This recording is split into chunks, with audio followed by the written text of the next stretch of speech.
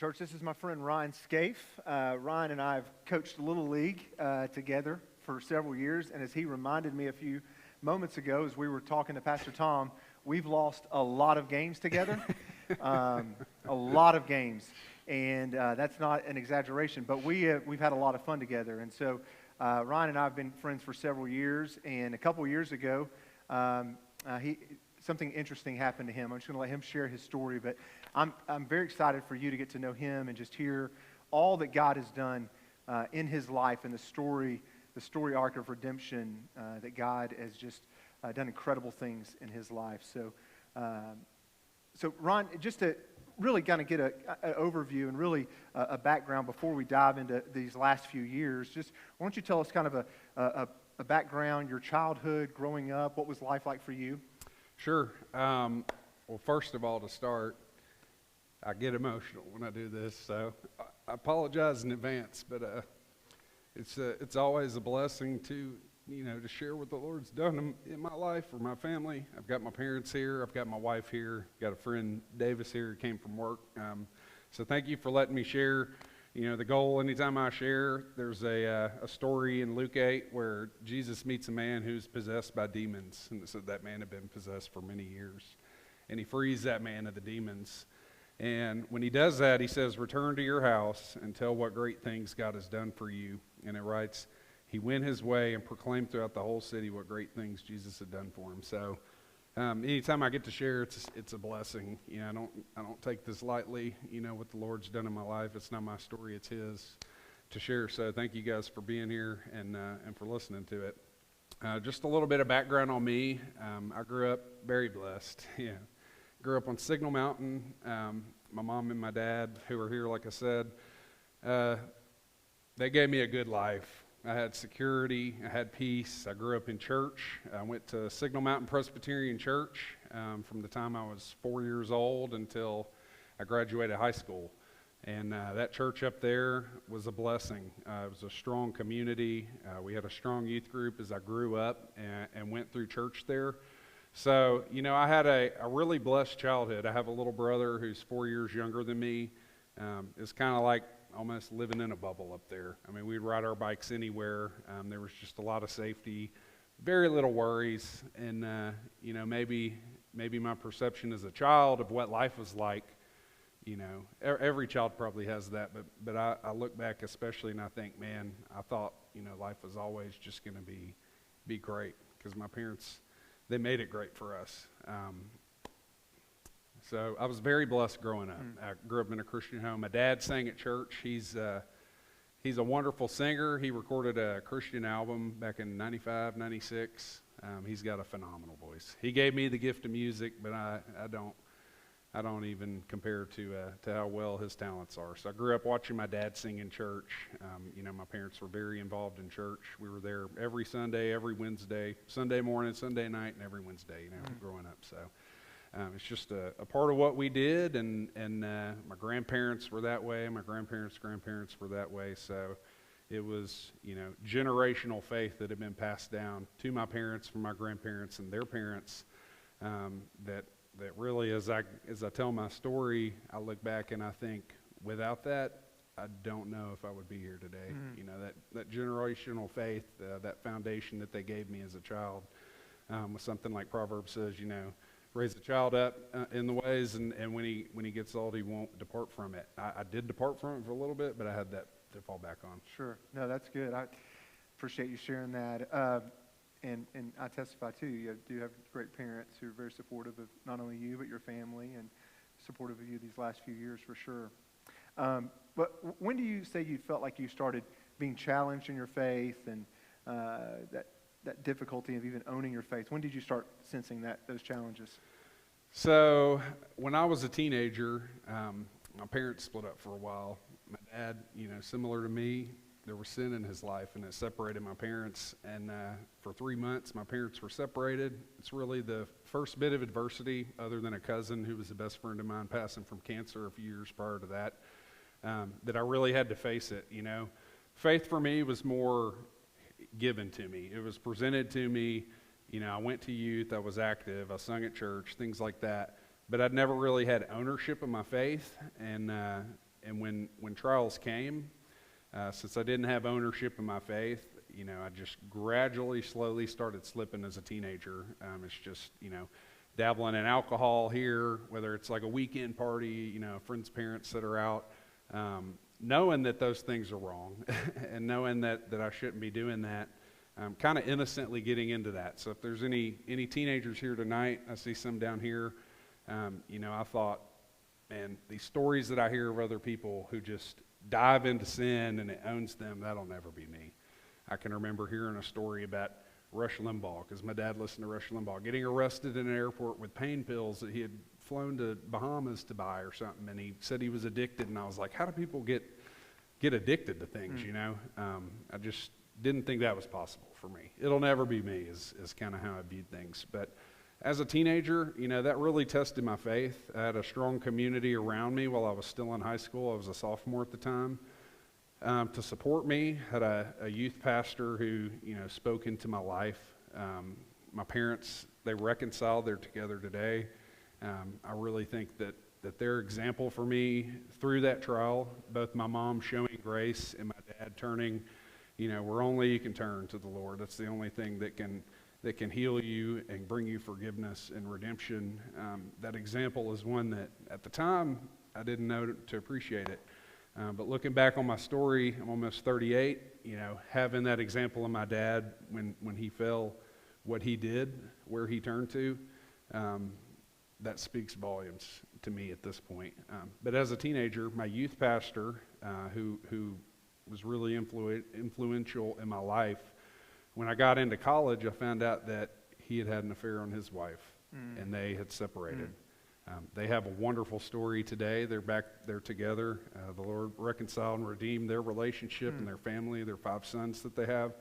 But that second test of faith, I think, when my youth pastor fell, is when I was just like, okay, I don't know who to trust or what to believe anymore. The experiences that I'd had with the Lord growing up in youth group and at church, I was like, I grew a cold heart and a hard heart. And I just kind of turned from the Lord when I was in college, and I had that chance to own my faith, when I'm out on my own and I don't have parents to wake me up. So it was kind of gradual, to answer your question, starting in high school, that test of faith started leading me down those bad roads, and it slowly and slowly and slowly got worse and worse over time. Well, keep going kind of down that road. What was life like for you in college? And how did those roads keep going? Well, first off, I'm a Tennessee Vol, so if there's any Vols in the room, go Vols this week. So I went to Knoxville. I told you it was going to come up. I knew it would. So if you were here last week. And my buddy Davis's wife went to Auburn. I don't tell many people this, but I followed a buddy 1 year to Auburn. I see an Auburn hat there. Yeah.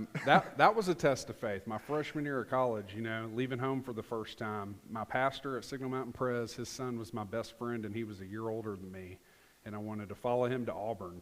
Well, he was in a fraternity, and I tried to go down that road with the fraternity and whatnot, but it was a really sour experience. Out of 130 fraternity brothers, they all had to vote on pledges 100% to let them in, and some guy who didn't like my buddy voted no, and that really changed the course of my life. I didn't get into that fraternity. I didn't want to be at Auburn anymore. I didn't hang out with my friend Clay because he was doing fraternity things, and I was in my apartment with my 2 or 3 buddies, just passing the time as a college freshman. We drank a ton then. So alcohol, started becoming a bigger part of my life my freshman year there. But I decided I wanted to be closer to home. So I did transfer to Tennessee for my sophomore year, and I went there for 3 years until I graduated. But college for me was kind of like the movies portrays it. It was one big party. Somehow I made it through with great grades, but I don't know how, because I spent more time partying than doing anything else. And that's when the alcohol turned to marijuana. And I thought, this is innocent. I had people who were partaking in that with me, and they're preaching things into my mind about these drugs like, it's harmless, it's a plant, it's natural, but it started to own me. And that's really where my problems with substance abuse and dependency really began. I mean, I smoked marijuana almost every day, for multiple years while I was in college, and thought it was innocent, sin that I knew it was sin, but I didn't know that sin would never satisfy me and that things would just get worse. So it was a very slippery slope that I started playing with in college, just, binge drinking, drink till you pass out, drink till you puke, drink till someone has to carry you from a car into your bed and make sure that you're still breathing an hour later. I mean, just really ridiculous, belligerent behavior that isn't pleasing to the Lord, wouldn't have been pleasing to my own mother, and something that I'm definitely not proud of. But that's who I was in college. I was there for the good time. So how did that continue? I mean, even after college, what was life like for you? Well, marijuana was a big part. I continued doing that all the time until a buddy of mine had introduced me to opiates. He was a buddy who grew up on Signal with me, went to Macaulay with me. He had transferred back to UTC because he failed out of Knoxville. But he got into things like cocaine, harder drugs. And, when he did and I was around him, I would follow him. Well, he went to rehab for a year in Florida and decided to stay down there. That's really when the pill mill epidemic in Florida was really bad. Pills started infiltrating the streets, just, mind-boggling numbers of people getting addicted to things before it became a huge problem up here. He was down there living that life. So he introduced me to pain pills for the first time. I remember the first time I ever tried one in his kitchen where he was living at the time when he had moved back to Chattanooga. And it was a feeling that, my broken, hard heart, I felt good when I did it. It didn't last. It wore off very quickly. But those things trick your mind. It's a chemical that changes the chemistry of your brain when it's running through your bloodstream. And it really tricked me into thinking this is for me. I wasn't owned by it then. I ended up dabbling in those things. Marijuana was still my drug of choice at the time. But I was big into music. I had a bunch of buddies who were making music at the time. We would go record at their house, and I met this girl that I started dating. Well, 2 months into our relationship, I had known her for 2 months and found out on my birthday that she's 1 month pregnant. So we had known each other 4 weeks when she got pregnant. I was living in sin, doing everything that my mom and dad told me not to do, doing everything the Bible tells you not to do, doing everything my youth leaders told me not to do growing up. But like I said, I just never thought that the consequences of sin would affect my life in the way that they did. So my girlfriend gets pregnant. That was really difficult. I'm 25, she was 20 at the time. Neither of us were ready. We weren't in a healthy relationship. We were just partying together, hanging out.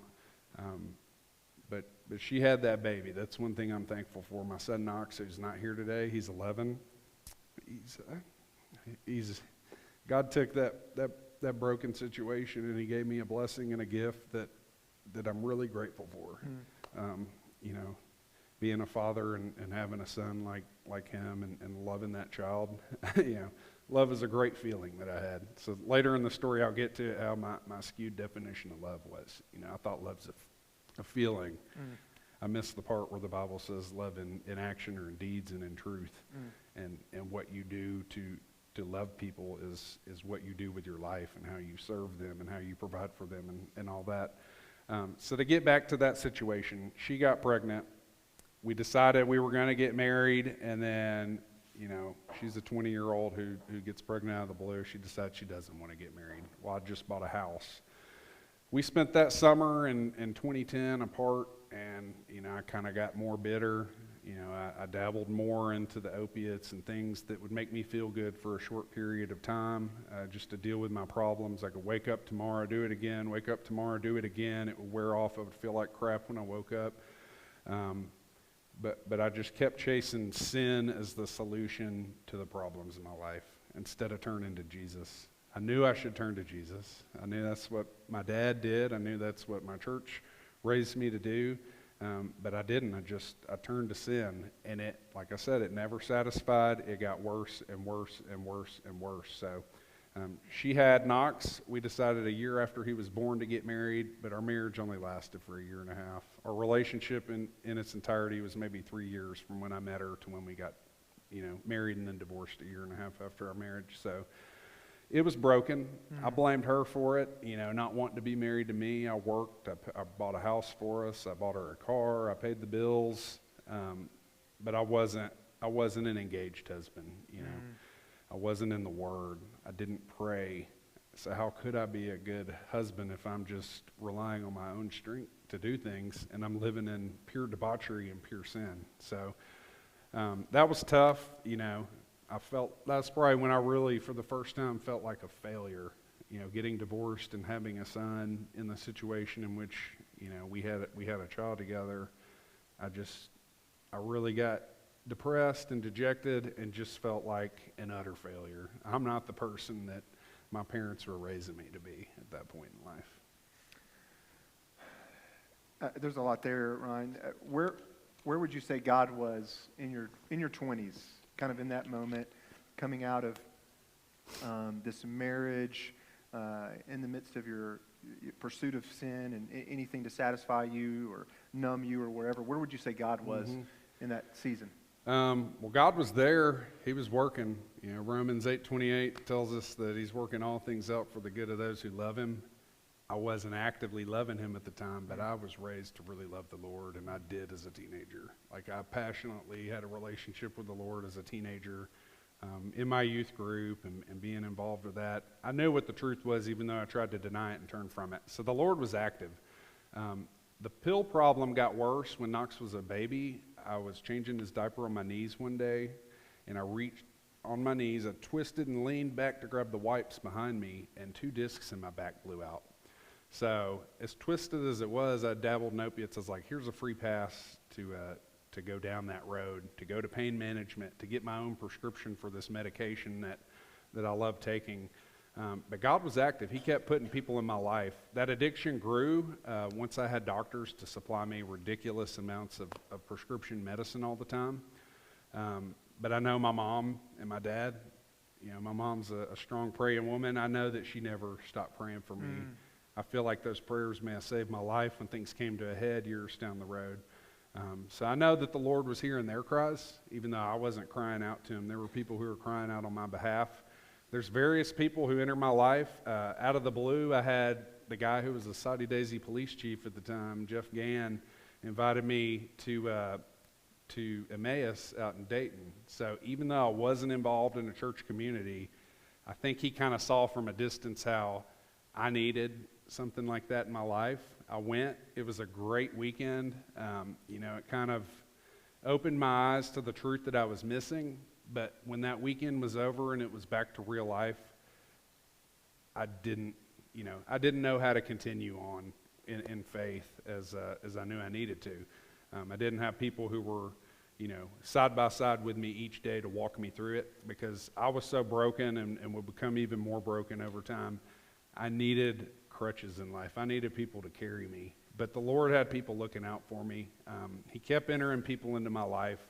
The only time I've been to Miles Strait Baptist Church was for Celebrate Recovery meetings that I went to for about a month, probably in 2014, a year or so after I got divorced from my first wife. So your pastor reminded me, his name is Jason Grizzard. That's it. I came here for about a month, I saw what the Lord had done in his life and through other people's lives who were coming.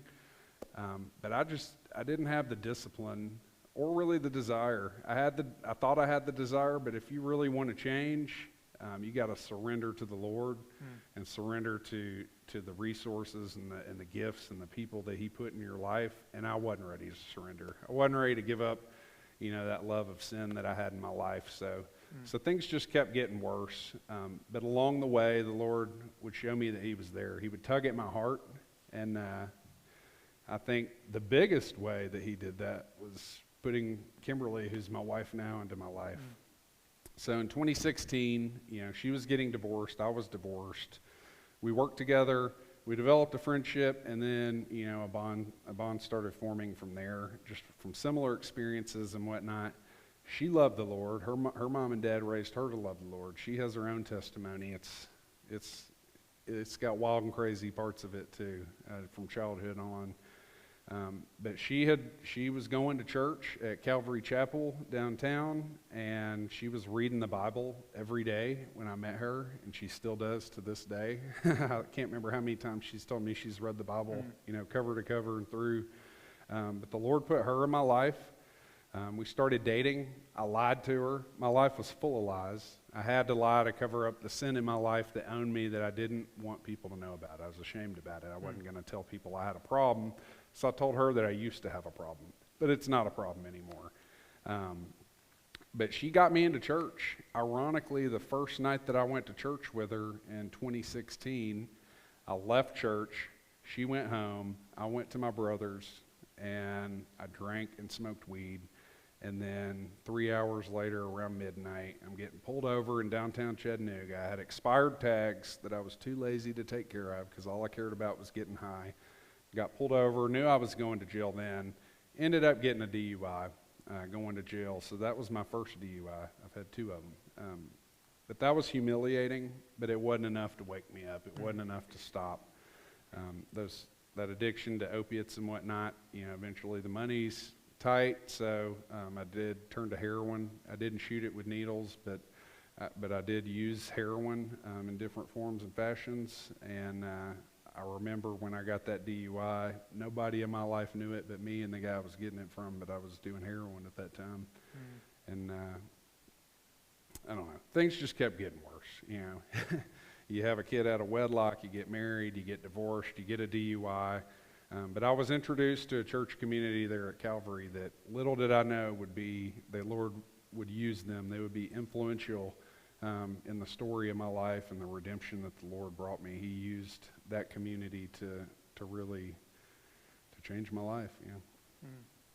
Yeah, so I'm really glad you brought up Kimberly and how instrumental she was, and really how God was kind of orchestrating all these things, all these little things of just, whether it was the Emmaus walk or putting people in your path and putting Calvary in your path, but this all led up to an accident. And I would love to hear, really, even if there's something leading up to that accident, but what took place a few years ago with this accident? So my wife and I got married in 2018. We'll celebrate 4 years on April the 7th, and I thank God that we get to celebrate that because I don't deserve her. I don't even deserve to be here. But my addiction, there came a point when I had to be real with people and say that I had a problem. And I have a pastor at Calvary. His name's Jay Everett. He oversees a ministry called Renew. They have Renew for men and for women. It's separate programs for each. But I watched people going in and out of that program for years and kind of knew that I needed something like that. My problem was not getting any better on my own and in my own power. It was just getting worse. So I eventually opened up to him in the summer of 2019, and I said, I need some help. But I wasn't willing to surrender and take the kind of help that I needed. I was like, hey, I've got a job, I've got a family, I've got bills. I need to do this in my way so that I can still do what I need to do, but let's put a Band-Aid on this problem. So he helped me wean off of opiate medication that I was on at the time in the summer of 2019. And I got clean for probably the first time, I don't know, probably since I'd been doing those things. But it was only 2 months or so. But I still needed that taste. Little did I know that my dependency had gone down. It was a Friday afternoon, September 27th, 2019. Here I am, not dependent on medication. I still kind of felt like crap because that stuff takes a toll on your body. It's incredibly hard to get off of and to continue doing life without, just being debilitated and feeling like crap all the time. But I remember that Friday well, September 27th, 2019. My wife had put controls in. I didn't really have access to much money, but I had lied and found ways to kind of scheme money to the side. I'd even done ridiculous things like steal money out of my stepdaughter's savings collection in her room, or pawn my son's PlayStation and go pick it up a week later just so that the day I pawned it I would have something to get high on. Just doing things that I never thought that I would do to people that I loved. But I did it because I needed that. I needed to satisfy that desire for sin that I had in my life. So that Friday I decide, I'm going to tell my wife I'm going to Walmart to, get a few things for the house. I had bought a water probably for $1. I got $25, $30 cash back, a little bit that I could lie and say maybe I got some air filters or something for the house. Just doing what I did, lying to cover up. And then I was supposed to be picking my son up from school at 3:30. He goes to Chattanooga Christian School. I drove to Red Bank, met a guy to buy a pill, and it had fentanyl in it. And I'm driving back from Red Bank to Broad Street area at the bottom of Lookout to go to CCS, and I used part of that pill when I'm pulling up to a red light on Broad Street. There's a KFC and a Raceway there. I'm trying to turn left on Broad Street to go get my son. Well, that fentanyl, pretty much started taking my life at that point. I don't remember anything leading up to this. I can remember getting on the highway in Red Bank, but I don't remember anything past that. I met a guy who had called 911 to make the call that helped save my life that day. He told me that I veered, through that intersection, down a back road. There's Chestnut behind Broad. I was swerving. Somehow I ended up running into a brick wall in my truck. And I was out, My truck locks automatically, so nobody could open the doors and get to me. I'm just locked in my truck, not really breathing. When the paramedics eventually got there, they said I was breathing like 2 or 3 breaths a minute or something like that. It was not much. I was barely hanging on. It was kind of an out-of-body experience. I could almost hear people, talking to me and working on me, but I wasn't physically there. It was really odd. But either way, I crashed my truck overdosing when I should have been picking my son up at school, and I wake up in the back of an ambulance. When I woke up, I'm asking what happened, and the first words the paramedics say to me is, "We thought we lost you." They didn't think they were going to be able to revive me, but thankfully for addicts like me who overdose on fentanyl, I had access to Narcan that the police officer and then the paramedics gave me, which reversed the effects of fentanyl in my body to reverse that overdose and bring me back to life. And without that, I'd be dead. The cop lady, Officer Wolf, a CPD who got there, she busted out my window to get into my truck since nobody could get into it. 2 or 3 cops ended up dragging me out of the truck, giving me a dose of Narcan. I'm still not coming back to life. Paramedics get there. They give me another dose of Narcan, put me on a stretcher, load me in the ambulance to rush me to the hospital, and I finally came back at that point.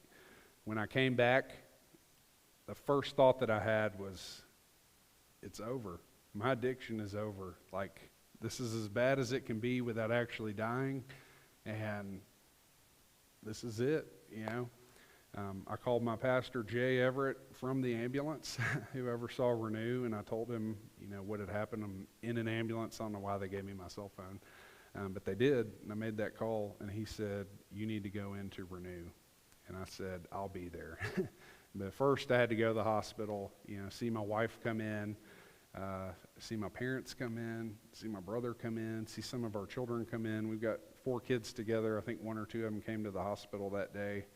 But being in an emergency room where you literally almost died and being hooked up to, machines and IVs, I looked terrible from the medication they gave me to bring me back to life and stuff. But just seeing really it was a look of fear and just pure sadness on my family's faces. That's something I'll never forget, the way they looked at me that day. So I knew then and there it had to be done. I told the cops where I got the stuff. I answered any question they wanted. I'd already talked to Jay to say, I need major help, and I'll do whatever I need to do to get that help. So thankfully, he let me in Renew. It's such an amazing story. I got a text, I think, a couple days later from you that I'm sure lots and lots of your friends and family got, which was basically, I wish I had more time to tell you the story, but I'm going to be gone for a long time. And so I'd love to hear what is Renew? What did God do after your accident? Mm-hmm.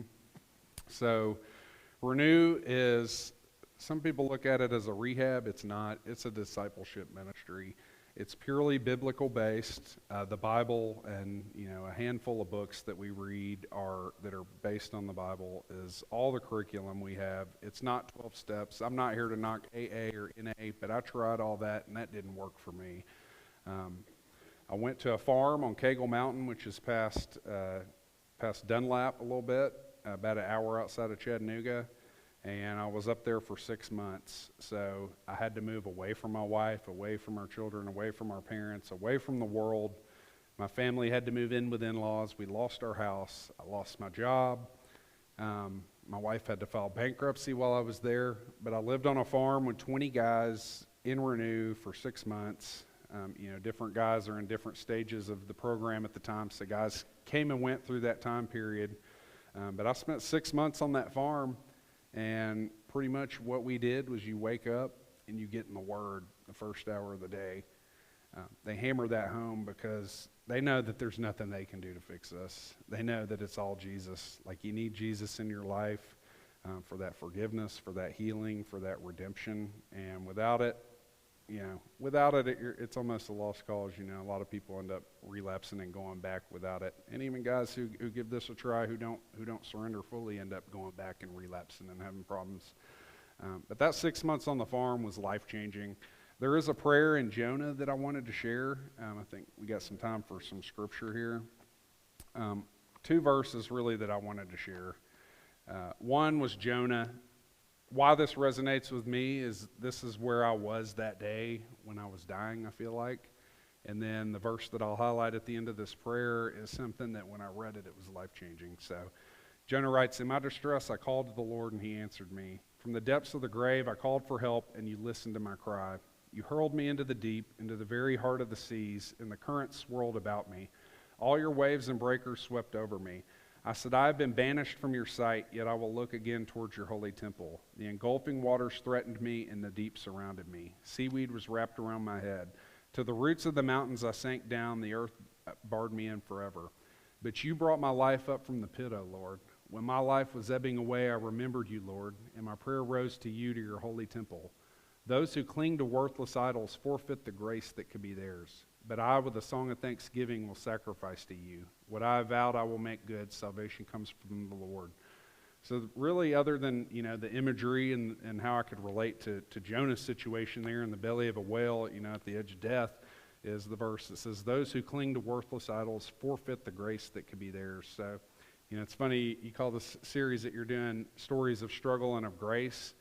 When I read that verse, I had some help being taught this stuff because I didn't know how to sit down and read the Bible for myself. I'd heard the Bible my whole life, but I'd never done it. But that verse really hit home, clinging to worthless idols, to sin. I had idols in my life. I think Tennessee football was an idol at one point. I spent 3 or 4 hours a day focusing on Tennessee football and news related to it. Drugs, obviously an idol in my life. Control of money and lying to people so that I can do what I want to do. Those were things that I worshiped with my life. I didn't worship the Lord with my life, and I obviously forfeited the grace that could have been mine because I lived in pure sin and pure idolatry for things that the world wanted me to worship. So that verse was life-changing. One more verse. When I was at Renew, and we did this 3-year reading plan that I still do today, it's basically a chapter a day. But when I got to 2 Chronicles chapter 7, I read these 2 verses, and I can remember the light bulb went off. It was like, wondering when I get out of this program months from now, what's going to be different? Well, I read this verse. "When I shut up the heavens so that there is no rain, or command the locusts to devour the land, or send a plague among my people, if my people who are called by my name will humble themselves, pray, seek my face, turn from their wicked ways, I will hear from heaven and will forgive their sin and will heal their land." That was a light bulb moment for me. There's the heart of God speaking to his people in 2 Chronicles. He was speaking to Solomon, I think, at the time. He said it. "You'll humble yourselves, pray, seek my face, and turn from your wicked ways." I had those times like Emmaus and other things. I'd turn to the Lord for a couple days, but I was unwilling to turn from the evil ways and the sin in my life. So those are things, being in a safe environment on the farm, getting in the Word every day. That's a habit that I started there that I carry with me today. You know, I might miss a day here or there because life's busy and life's hard, but I try to start every day waking up. My alarm goes off. I grab my phone. I read my chapter for the day. I write a devotion on it. You know, what verse or verses are speaking to me, or what am I learning from God speaking to me that day? And I have 10 or 11 guys that I share it with, and most of them share something back. So just that habit of getting in the Word when I was at the farm in Renew was life-changing. You know, from an outsider's perspective, from someone who, I mean, we were friends. We weren't super close, but, you know, we were around each other during baseball. I saw a drastic change in your life. I mean, that summer of 2019, you were coaching, and I didn't know everything that Ryan was walking through. I didn't know about the opiates and for years of the drug addiction. I didn't know any of that. I knew of him as going to Calvary Chapel, and that was what I knew of you. And I remember summer of 2019, we were coaching All-Stars together, and Ryan just, you didn't seem like yourself. We've talked about this. I remember Ryan got thrown out of a ball game and kicked out of the park. And I was like, who is this guy? We were having to restrain him. And he tells me later everything he was walking through that summer, the just trying to come off of the drugs and all of these other things. And then seeing Ryan when he came back from Renew and just all that God was doing. And Ryan's always been a servant. He's always been a giver. He's always been someone who's thought about other people. But seeing how God's taken that and redeemed even that and it's just been a beautiful thing. I mean, he's a different person in so many ways, just to see him. And I'm sure if you talk to his wife and to his parents and his family, they could share even more about that. I would love for you to talk about that piece of it, just for a moment, of how did all of this affect your family, both you going to Renew and then what your life's been like these last couple years? Well, I've got a list here. The first time I did my testimony that I shared with people, obviously I talked earlier, we moved out of our house. My wife and our kids moved in with in-laws. There weren't enough rooms for everyone. The two girls are sharing the one extra bedroom in my in-laws' house. My son and my stepson are sharing a bunk bed in my father-in-law's home office. My wife was sleeping on the couch. So when I got out of Renew, we're driving home. She picks me up that day. We're going to my in-laws, and it's like, where are we going to sleep, you know? Well, God started moving in that moment. We had friends who called us, and they're very blessed. They had an extra camper that they let us come pick up that day that we kept for 8 months and parked on my in-laws' farm on the back of Signal so that my wife and I had a bed to sleep in. I had a job within a month of getting home. I didn't know how that was going to happen. And I came home the day that COVID hit, March 13th, 2020. You know, the sports league shut down, the school shut down, life shut down. So God used that. I'm not saying COVID's a blessing, because it's not at all. But for me to come home, I thought I'd been ready around Christmas to come home that December. And God kept me at the farm in Renew through March, and he brought me home at the perfect time for me to come home. There was no temptation. I was home with my family for a month straight. The kids were home every day. My wife was home every day. There was nowhere to go. You know, everything was shut down. So knowing that the Lord's plan is better than my own is something that I find peace in, and I have confidence in at this point in my life. You know, seeing how I tried to do everything my own before, and then how the Lord orchestrated this perfect plan for me to find healing and to come home to my family. It's just all praise to him for that. I got to work from home when I did get a new job. We lived with my in-laws who let us live there. We paid very little rent, you know, to stay on our feet. That was a blessing that they allowed us to do that. I don't know how. My wife had been working on my credit the whole time I was gone. My credit was very bad, but she had filed bankruptcy, so that's all we had to rely on. She had gotten it up enough where we qualified to get a loan for our own home again. So in October of 2020, we were able to get a home. Each of our kids have a bedroom. We have a place. Finally, as you know, we've been married almost 4 years. At that point, we hadn't stayed anywhere very long, for maybe 8 months, a year at a time, before, you know, something happened and things got uprooted, mainly things I was doing. So we were given a home. A year later, I somehow get another job, a better job. And this isn't the prosperity gospel. I'm not here to say follow Jesus and he's going to give you a great job and a home. But that's more for my family. I could live without those things if it was just me knowing that I lost everything and deserved to lose everything, but they didn't. I think the Lord did those things for my wife and for our children because they suffered the consequences of my sin that they weren't even responsible for. You know, like Jonah, when he goes on the boat before he's thrown in the belly of the whale, there's guys he hitches a rod with on a boat who all of a sudden are in the midst of this storm being tossed and turned in the sea, and they're fearful and they don't know what's going on because God was sending consequences to Jonah. You know, my sin affected everyone in my life, and God did things to really make sure our needs were met, to provide for us, and then to slowly give us restoration, slowly give us a new home. We've been in that home for a year and a half, and you know, relationships with my stepkids and with my son are healing. You know, I would say that my wife would agree, but they're better than they've ever been. And they were destroyed when I went to the farm, when I had the accident and almost died. Everything that we were building it wasn't just an immediate halt to it. It was like, tear it down, you know. I had lost trust and faith of everyone that's part of my family in that time, and the Lord's been working to build it back.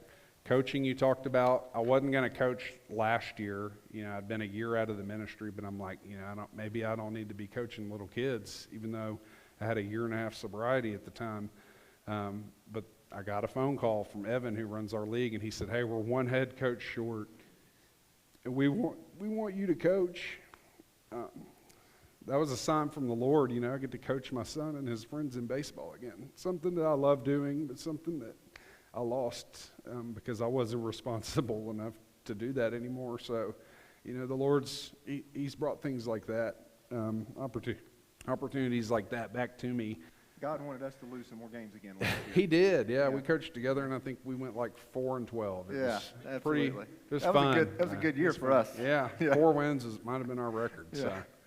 So. But I got such a long list. I could go on for days, but you know, I follow the Lord every day because I know that He is the only thing that saved me, the only power that's redeemed me, the only power that's healing my family.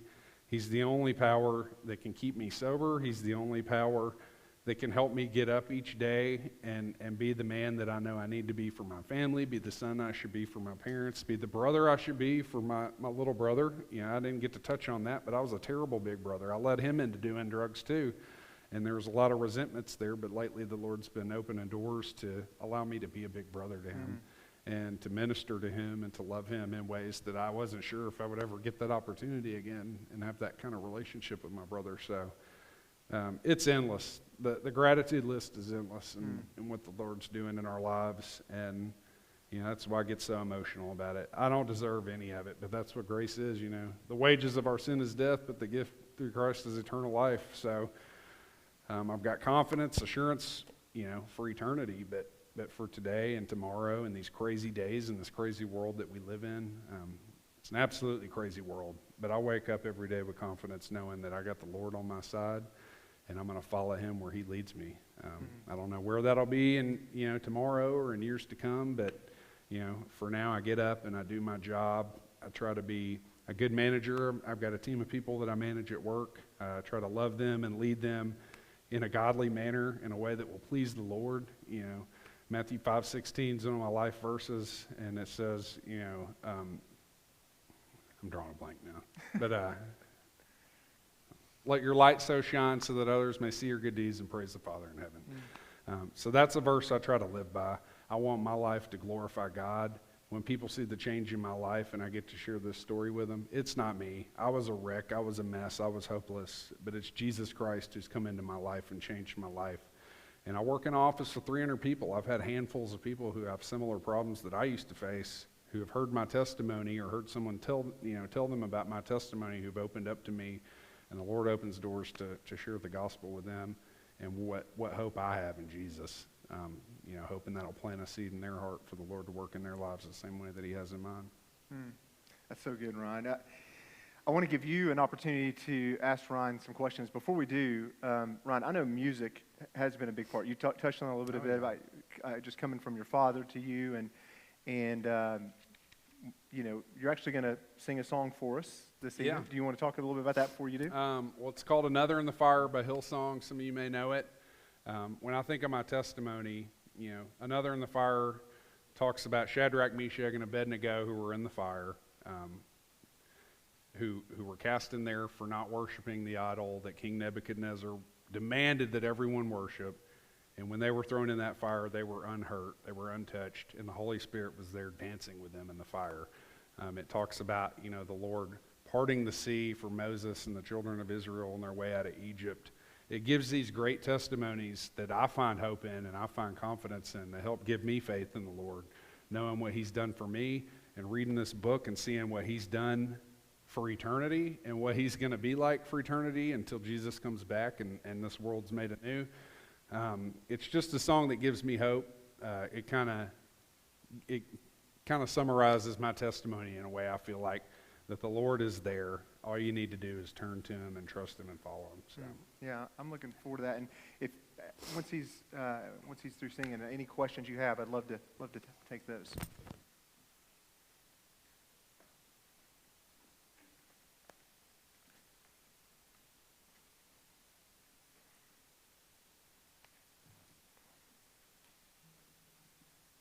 If you happen to know it and want to sing along, then I would love for you to. So, it's a song of worship, and that's what we're here to do with our lives and in this time is to worship the Lord. So if you do know it and want to sing along, then I welcome you to.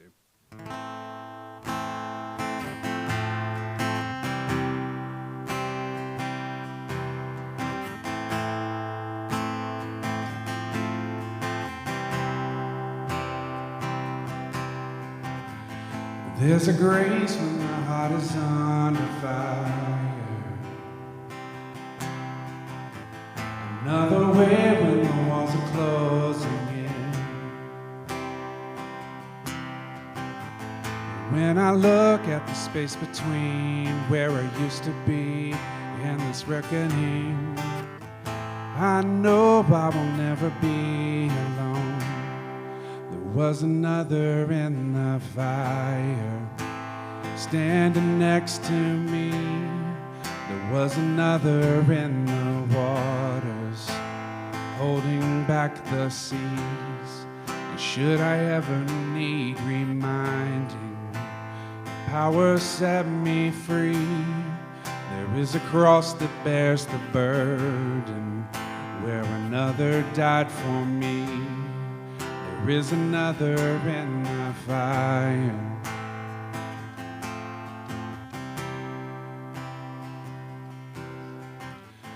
All my dead left for dead beneath the waters. I'm no longer a slave to my sin anymore. Should I fall in the space between what remains of me and this reckoning, either way I won't bow to the things of this world. And I know I'll never be alone. There is another in the fire standing next to me. There is another in the waters holding back the seas. Should I ever need reminding, the power set me free. There is a cross that bears the burden where another died for me. There is another in the fire. Oh,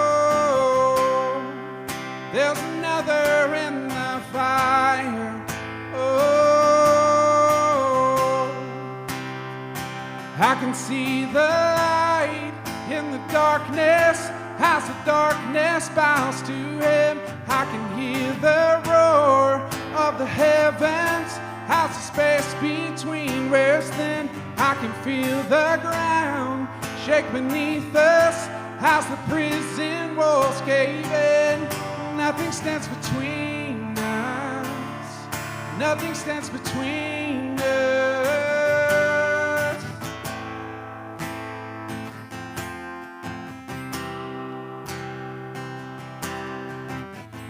There is no other name but the name that is Jesus. He who was and still is and will be through it all. So come what may in the space between other things enemies unseen in this reckoning. I know I'll never be alone. There'll be another in the fire standing next to me. There'll be another in the waters holding back the seas.